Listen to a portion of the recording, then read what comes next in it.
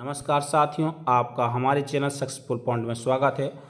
तो दोस्तों, हमने कल देखा था मॉड्यूल 2 का स्वर एवं आशुलिपि व्याकरण से संबंधित प्रश्नों को। तो दोस्तों, उसी के निरंतर में हम आज लेवल 2 देख रहे हैं। तो चलिए दोस्तों, टाइम को वेस्ट ना करते हुए वीडियो की शुरुआत करते हैं। हमारा पहला प्रश्न है, दीर्घ स्वरों का संकेत किस प्रकार किया जाता है। तो दोस्तों, इसका करेक्ट आंसर हो जाएगा मोटे बिंदु व मोटे डैश से। चलिए अगला प्रश्न है हमारा, स्वर आ को हम किससे दर्शाते हैं। तो हमारा ए नंबर का ऑप्शन करेक्ट हो जाएगा, गहरा बिंदु से। हमारा अगला प्रश्न है, हल्का डैश द्वितीय स्थान पर कौन सी ध्वनि प्रकार करता है। तो दोस्तों, इसका जो करेक्ट आंसर हो जाएगा वो हो जाएगा ऑप्शन नंबर बी, आ हो जाएगा। अगला प्रश्न है, हल्का बिंदु द्वितीय स्थान पर क्या ध्वनि प्रकार करता है। तो दोस्तों, इसका जो करेक्ट आंसर हो जाएगा ए, ध्वनि क्या करता है, निकलता है द्वितीय स्थान पर, है ना, हल्के बिंदु से। चलिए दोस्तों, हमारा अगला प्रश्न है, रेखाक्षरों से पहले आने वाले स्वर को क्या कहते हैं। बताइए दोस्तों, क्या होगा इसका करेक्ट आंसर। इसका जो करेक्ट आंसर हो जाएगा वो पूर्ववर्ती स्वर। रेखाक्षरों से पहले आने वाले स्वर को क्या कहते हैं, पूर्ववर्ती स्वर, है ना। तो याद रखना इसको। बिंदु स्वर आशुलिपि में कितने होते हैं। तो आपको बताना, बिंदु स्वर आशुलिपि में कितने होते हैं, 6। 3 आपके हल्के बिंदु होते हैं और 3 मोटे बिंदु होते हैं। चलिए अगला प्रश्न है हमारा, आशुलिपि में हल्के डैश से दर्शाए जाने वाले स्वर हैं। तो डैश से कितने स्वर दर्शाए जाते हैं। तो इसका जो करेक्ट आंसर हो जाएगा, इसका भी आपका 6 रहेगा, ध्यान रखना, ठीक है। तो 3 इसमें क्या होते हैं, हल्के डैश, और 3 मोटे डैश होते हैं, है ना। तो इसको भी आप याद रखें। अगला प्रश्न है, किसी व्यंजन रेखा पर स्वरों को लगाने हेतु कितने स्थान होते हैं। दोस्तों, आपको पता होगा कितने स्थान होते हैं, 3 स्थान होते हैं। ऑप्शन नंबर बी करेक्ट हो जाएगा। अगला प्रश्न है, शब्द माप में स्वर व्यंजन पा के किस ओर लगेगा। तो दोस्तों, इसका जो करेक्ट आंसर हो जाएगा वो है बाईं तरफ। तो ऑप्शन नंबर ए करेक्ट हो जाएगा हमारा। अगला प्रश्न है, एक व्यंजन रेखा से प्रकट किए जाने वाले शब्द को क्या कहते हैं। तो दोस्तों, इसका करेक्ट आंसर होगा शब्दाक्षर कहते हैं। हमारा ऑप्शन नंबर बी करेक्ट हो जाएगा। चलिए दोस्तों, अगला प्रश्न है हमारा, रेखा के अंत में हिंदी आशुलिपि में बहुवचन को किस प्रकार प्रकट किया जाता है। तो दोस्तों, इसका जो करेक्ट आंसर हो जाएगा वो है बिंदु से। गहरा बिंदु होता है तो बिंदु से बहुवचन को पढ़ते हैं। अगला प्रश्न है, शब्द चिन्ह की ओर के में क्या अंतर है। की पंक्ति पर के पंक्ति के ऊपर लगाया जाता है, की पंक्ति के ऊपर की पंक्ति पर लगाया जाता है, की पंक्ति के ऊपर एवं के पंक्ति के ऊपर बनाया जाता है, की पंक्ति को काट करके पंक्ति मध्य लगाया जाता है। तो इस शब्द चिन्ह में बताना है कि की और के में क्या अंतर है। तो दोस्तों, इसका जो करेक्ट आंसर हो जाएगा वो हो जाएगा ऑप्शन नंबर बी करेक्ट हो जाएगा। चलिए दोस्तों, अगला प्रश्न हमारा, आशुलिपि में किसको छोटे गुणा के रूप में पढ़ते हैं। तो दोस्तों, आप अगर स्टेनो पढ़ी होगी तो आपसे प्रश्न जरूर बनेगा। तो यह पूर्ण विराम। तो हमारा ऑप्शन नंबर बी करेक्ट हो जाएगा। लाइन के ऊपर किसका शब्दाक्षर बनता है। तो दोस्तों, बताना पड़ेगा, यहाँ का शब्दाक्षर बनता है लाइन के ऊपर, इसको भी आप याद रखें।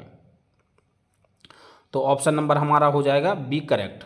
अगला प्रश्न है, भाषा में बार बार प्रयुक्त होने वाले शब्दों के लिए संक्षिप्त रेखा रूप बनाए जाते हैं, उन्हें क्या कहते हैं। तो दोस्तों, इसका जो करेक्ट आंसर हो जाएगा वो संक्षिप्ताक्षर हो जाएगा। ऑप्शन नंबर ए करेक्ट हो जाएगा।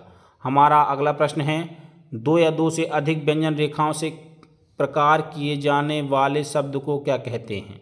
तो इसका जो करेक्ट आंसर हो जाएगा वो है संक्षिप्ताक्षर ही हो जाएगा। इसका हमारा क्या हो जाएगा, ऑप्शन नंबर ए करेक्ट हो जाएगा। चलिए दोस्तों, हमारा अगला प्रश्न है, यदि किसी शब्द में 3 स्वर एक साथ आ जाएं तो द्विध्वनिक स्वर में ही विपरीत दिशा में एक टिक लगाकर को दर्शाया जाता है। किसको दर्शाया जाता है। तो तीसरा स्वर दर्शाया जाता है। इसको आप लिख लें, है ना, ये प्रश्न आया हुआ है। अगला प्रश्न है, चिन्ह तृतीय ध्यान पर क्या प्रकट करता है। तो दोस्तों, इसका जो करेक्ट आंसर हो जाएगा ओ और आउ करता है ना। तो इसको आप याद रखें। अगला प्रश्न है, और हमारा वॉल्यूम 2 का ये आखिरी प्रश्न है, वाक्यांश बनाते समय पहला रेखा शब्द कहाँ पर लिखा जाता है। तो दोस्तों, इसका जो करेक्ट आंसर हो जाएगा मूल रूप में नियमानुसार अपने स्थान पर लिखा जाता है। तो हमारा ऑप्शन नंबर इसका सी करेक्ट हो जाएगा। अब दोस्तों हम देखते हैं मॉड्यूल 3। मॉड्यूल 3 में आपको विंडोज़ ऑपरेटिंग सिस्टम से रिलेटेड प्रश्नों को देखने को मिलेगा। ये मॉड्यूल 3 का लेवल फर्स्ट रहेगा, तो हम लेवल फर्स्ट को कंप्लीट और सेकंड को भी कंप्लीट कर लेते हैं। ठीक है दोस्तों, तो चलिए प्रश्नों की ओर बढ़ते हैं। हमारा अगला प्रश्न है, सर्वप्रथम स्टार्ट में कंट्रोल पैनल चुनने के बाद क्या चुना जाता है। आपने डेस्कटॉप देखा होगा, उसमें स्टार्ट बटन को देखा होगा, उसमें कंट्रोल पैनल चुनने के बाद क्या चुना जाता है ये आपको पता होना चाहिए। तो दोस्तों इसका जो करेक्ट आंसर हो जाएगा वो अपीयरेंस और थीम्स। ठीक है, तो ऑप्शन नंबर डी करेक्ट हो जाएगा। अगला प्रश्न है, विंडो की डेस्कटॉप पर विभिन्न अनुप्रयोगों व डॉक्यूमेंट को दर्शाया जाता है। दोस्तों मैं एक बात बता दूं, अभी मैंने कमेंट में देखा था कि कुछ लोग पूछ रहे हैं कि कंप्यूटर का सेक्शन एग्ज़ाम में कितना होता है। तो दो एग्जैक्ट नहीं इसमें पता होता, क्योंकि कहीं कंप्यूटर का सिलेबस ज़्यादा आ जाता है और कहीं कम भी आ जाता है। लेकिन मैंने देखा है कि आज तक कंप्यूटर का सिलेबस आशुलिपि थ्योरी से ज़्यादा ही रहता है। तो आप कंप्यूटर की थ्योरी को अच्छा कर लीजिए। अगर आपकी आशुलिपि वीक है तो आपको उसमें कुछ नहीं होगा, मैनेज हो जाएगा, है ना। चलिए दोस्तों अगला प्रश्न है हमारा, विंडो की डेस्कटॉप पर विभिन्न अनुप्रयोगों व डॉक्यूमेंट्स को दर्शाया जाता है।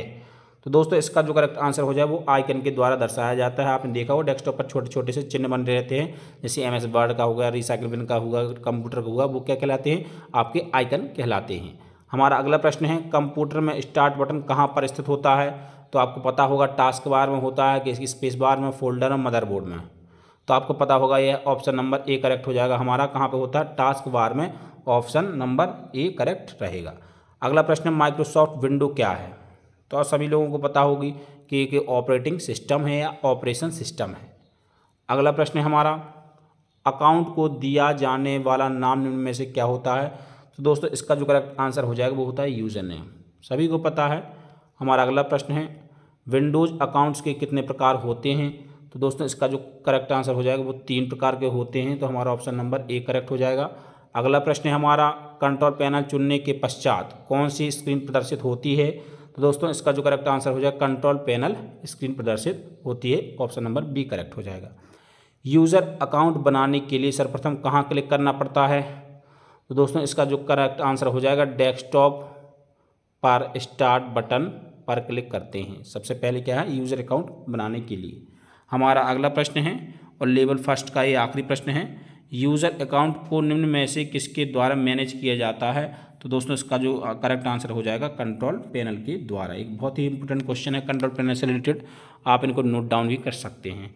लेवल 2 में 2-3 ही प्रश्न हैं, तो अब वो भी कर लेते हैं, ताकि आज हमारा जो चैप्टर है मॉड्यूल 3 कंप्लीट हो जाए। कल हम मॉड्यूल 4 को स्टार्ट करेंगे, क्योंकि इसमें आपके 50 क्वेश्चन रहेंगे।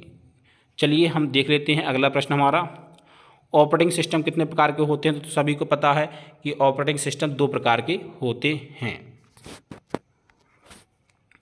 अगला प्रश्न है, उनमें से क्या कंप्यूटर के हार्डवेयर पर चल के बाकी सॉफ्टवेयर प्रोग्राम को प्लेटफॉर्म कर देता है।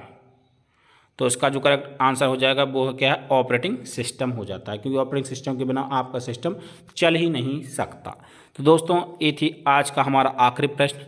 आपको सीरीज अच्छी लगी हो तो हमारे चैनल को सब्सक्राइब, लाइक, शेयर जरूर करें। जल्द मिलते हैं दूसरी वीडियो के साथ। जय हिंद, जय भारत।